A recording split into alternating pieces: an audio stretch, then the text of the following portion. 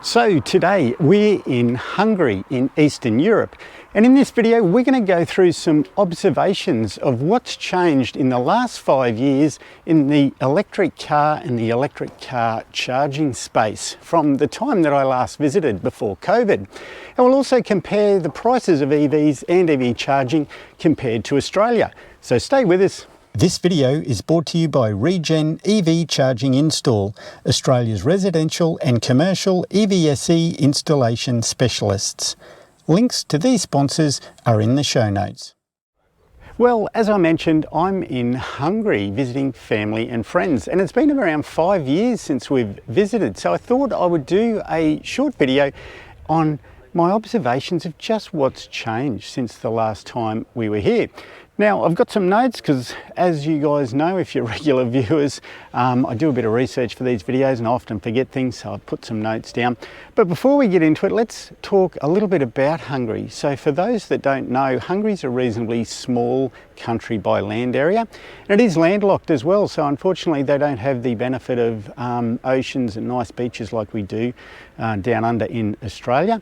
So a couple of the countries that surround it are Romania, Slovakia, Austria, and for a small part of the border, Ukraine as well. Now, Budapest is the capital, so most of you have probably heard of Budapest. It's a lovely city. A lot of people compare it to Prague. Now, I've never been to Prague, but obviously been to Budapest, and it is a lovely city. It has the Danube River running through it, so the famous Danube, lots and lots of tour buses through there. There's about 1.8 million people live in Budapest, but I'm down in southern Hungary. So I'm in a city called Szeged with about 162,000 people, and that's the third largest city in Hungary. And it's primarily an industrial and education city. It has a very large university, specialises in health and engineering or medicine.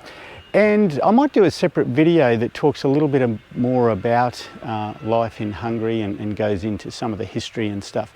But in this one, we'll stick more to the EVs. Now, as you'll probably notice, we're just in a suburban street here. None of our friends or family own an EV, so I couldn't take an EV and do some fancy shots. So we're just in a suburban street. But what I'll flag at the moment, keep your eye out for number plates on cars, trucks, buses and motorcycles that are green in colour, because if you spot a green number plate, that is either a 100% electric vehicle or it's a hybrid. So to get into some of the observations and differences that we've seen in the last 5 years.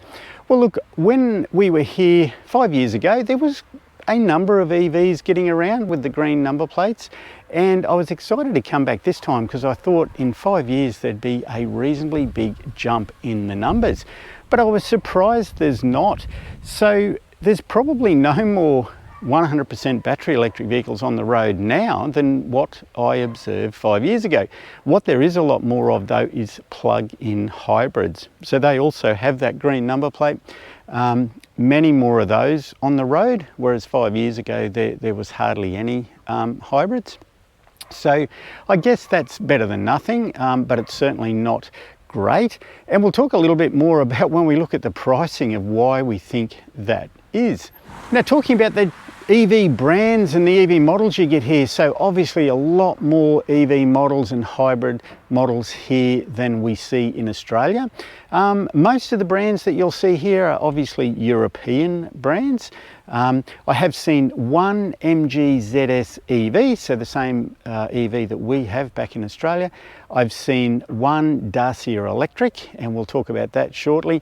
And I also seen if you're familiar with American EVs, it's the GM Bolt, which they discontinued production unfortunately in 2023, but I think that's sold over here as an Opel Ampera or Impera E or something. So I've seen one of those, but primarily, as you'd expect, they're European brands. And probably the most popular one that you see around is Mercedes-Benz. So lots and lots of Mercedes. There's a few BMW i3s. There's a surprisingly large number of those compared to the other BMW models.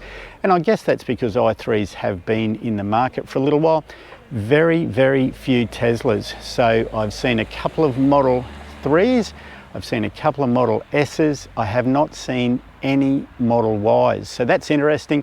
The world's largest selling EV, have not seen one here in Szeged, or when we landed in Budapest and we were travelling around the city and coming down on the motorway, didn't see any Model Ys. Now, one thing we have seen a lot more of this time is electric buses. Now, there's been trolley buses and electric trams in all parts of Europe for a number of years. So the trolley buses are the electric buses that have the pantograph up to the overhead electric line. So they generally don't have a battery in the bus. They just have the pantograph poles up and they travel along. They've been here forever. Some of them are quite old. Some of them were made in Soviet era, so we're talking 30, 40 years old. There's still a few of those around, but there is starting to become a lot more battery electric buses, and BYD primarily, so the Chinese company, have got a lot of electric buses on the road, and if we're lucky enough you might see one stop at the bus stop behind us while we're filming the video.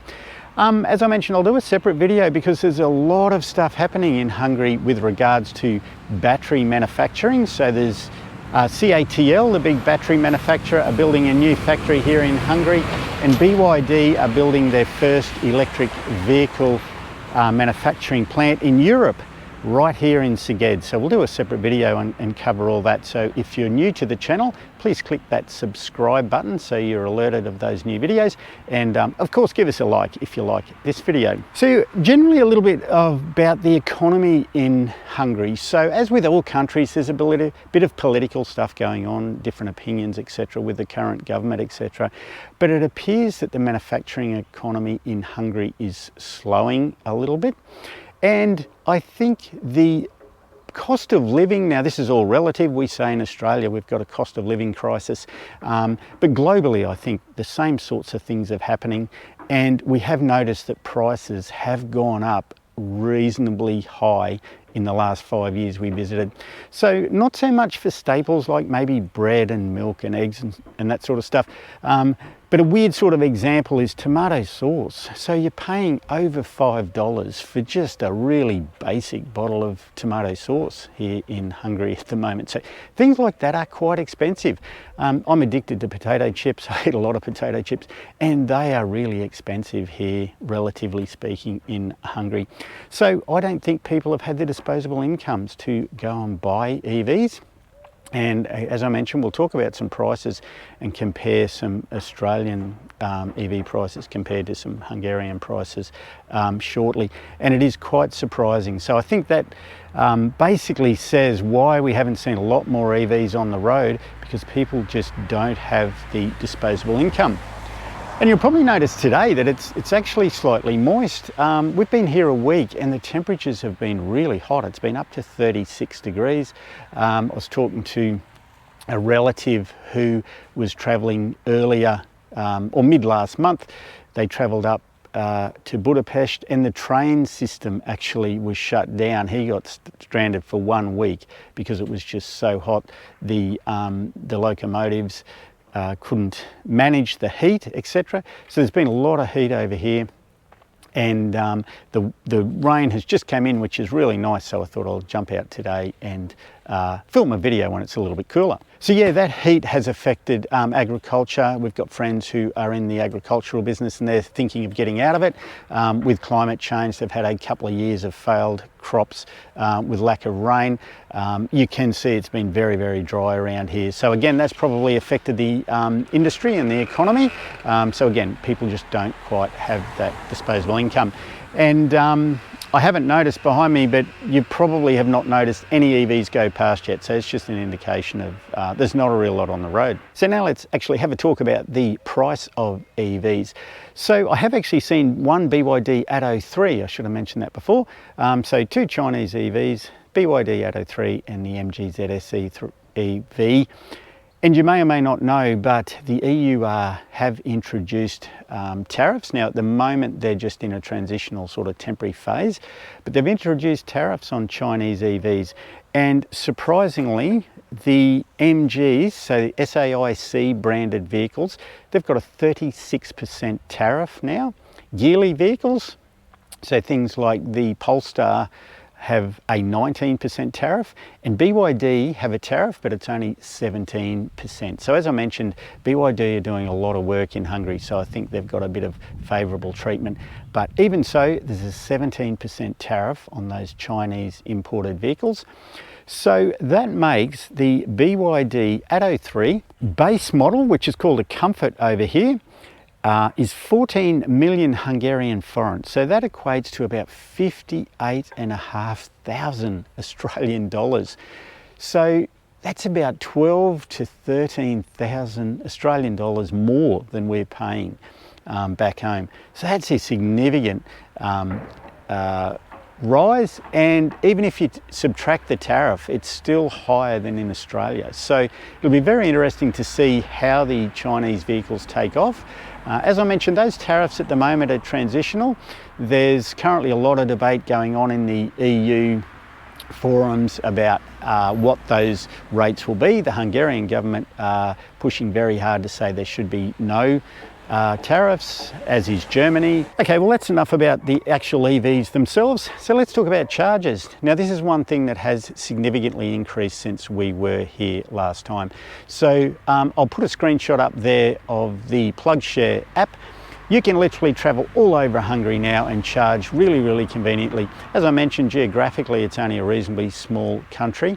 Lots of nice motorways, which are tollways, lots of regional roads, but chargers all over the place. And they range from 22 kilowatts, because a lot of European EVs have 22 kilowatt AC charging, right up to 350 kilowatts. The Tesla network in Hungary is now open to all brands of EVs, and there's about 10 supercharger locations across the country. And just looking at the pricing of that, so they're about 170 Hungarian forint was the latest info I could find. So that equates to about 70 cents AU dollar to charge per kilowatt hour, so that's not too badly priced. So the most expensive chargers in Hungary I could find were about 450 Hungarian forints. So that's about $1.88 Australian to charge, and they were the Ionity chargers, so they're here. As I mentioned, lots and lots of chargers, lots and lots of brands. If you're familiar with Bjorn Nyland's EV channel, he talks a lot about Ionity and he uses those networks. They're primarily at the Auchan supermarket, so that's a big supermarket brand. Unlike Australia, where we have a duopoly with Coles and Woolies, here in Europe there's lots and lots of supermarket brands, and pretty much all of those have their own chargers or they have branded chargers. So Ionity are at Auchan. Mobility, they're the most popular or the most frequent chargers here. They've got about 1,500 chargers spread across the country, and they're from 22 kilowatt up to 50 kilowatt. I spotted one of those in the city the other day, and it was the good old Tritium 50 kilowatt charger, the newer model. So the Brisbane-based, or was Brisbane-based company that went into receivership and has now been bought out. So it's good to see an Australian brand charger here. MOL, so MOL is equivalent of BP, I guess. That's a Hungarian oil company. They've got chargers. Lidl, Aldi, Penny Market, so all those supermarkets, again, they've all got chargers in their car parks and make it nice and convenient to charge. We talked a little bit about the charging price. Now, compared to petrol, so the cheapest petrol I could find here is a 95 octane, but it's a lower sort of quality. It's about 590 Hungarian forint per litre. So that equates to about $2.50 a litre. So not hugely over the top compared to Australia. But over here, generally electricity is a lot more expensive than gas. So pretty much most of the houses have gas cooking, gas heating, etc. There's a lot more solar panels gone in, which is interesting since we were here 5 years ago, and that's primarily because the cost of electricity is quite high in comparison to wages. So yeah, lots and lots of petrol and diesel cars around still, because comparatively speaking, electricity is reasonably highly priced, and the price of the EVs is really expensive. Well, it's just starting to rain and the battery's running down, so I'm going to call it quits. We'll wrap it up there. One final note on the charging. Like Australia, unfortunately, you do need to have apps, you need to have RFID cards, etc. So it's not a seamless swipe and go, unfortunately. So if you are traveling around Hungary, you will need to download those apps or get those RFID cards. I'll put links in the show notes to a lot of the information we talked about today. So if you'd like to do a little bit more research on some of those, or you're interested and want to delve into the detail a little bit more.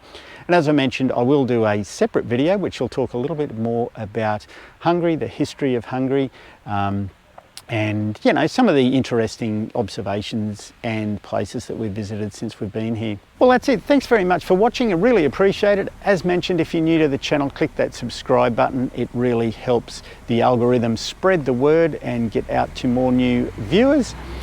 And my social media followers probably guessed that we're traveling in Europe. Some of the comments in social media I've been alluding to that we're out and about, and I've been putting a little bit more comment on some of the stuff that's going on in Europe. So check all that out on Instagram and Threads. And don't forget, if you're thinking of buying an EV or would like some personalised one-on-one information on home charging, building a new house, setting it up for charging, etc., visit the link below and you can book a one-on-one appointment with me for that. So look, that's it. Take care, stay safe, look after your friends and family, and we'll talk soon. Cheers.